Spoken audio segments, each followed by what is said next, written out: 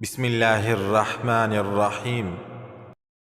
خواہشات کے پاؤ چادر سے باہر نکل جائے تو پھر سکون نصیب نہیں ہوتا۔ اگر لوگ تم سے متاثر ہو رہے ہیں تو تکبر نہ کرو، بلکہ شکر ادا کرو اس رب کا جس نے تمہارے عیب چھپا کر تمہیں لوگوں میں معزز بنا رکھا ہے۔ بہترین ہمسفر کی سب سے بڑی خاصیت یہ ہے کہ وہ آپ سے اختلاف اور ناراضگی کے باوجود بھی آپ کا خیال رکھنا اور فکر کرنا نہیں چھوڑتا۔ لباس قیمتی ہو یا سستا کردار کو نہیں چھپا سکتا۔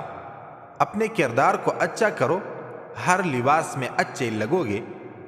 دل سوچ سمجھ کر توڑا کرو، ہر گناہ کی معافی نہیں ہوتی۔ رزق میں عیب نہ نکالو، پسند نہیں تو مت کھاؤ۔ جو نعمتیں اللہ تعالی نے دی ہے ان پر اللہ کا شکر ادا کرو، کیونکہ بہت لوگوں کو یہ بھی نصیب نہیں۔ جو جتنا اچھا جھوٹ بولتا ہے دنیا اس کی ہوتی ہے، لیکن پھر اس کی آخرت نہیں ہوتا۔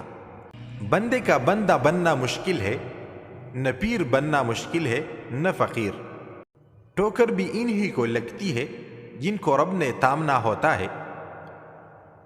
امید انسانوں سے کبھی مت لگائے اور اللہ تعالی سے کبھی مت ہٹائے۔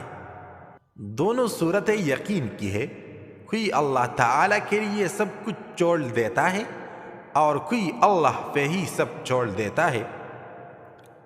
سوچ اچھی ہونی چاہیے، کیونکہ نظر کا علاج ممکن ہے لیکن نظریے کا نہیں۔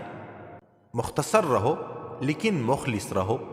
خوش رہنے کا سب سے اچھا طریقہ یہ ہے کہ دوسروں کو خوش رکھنے کی کوشش کی جائے۔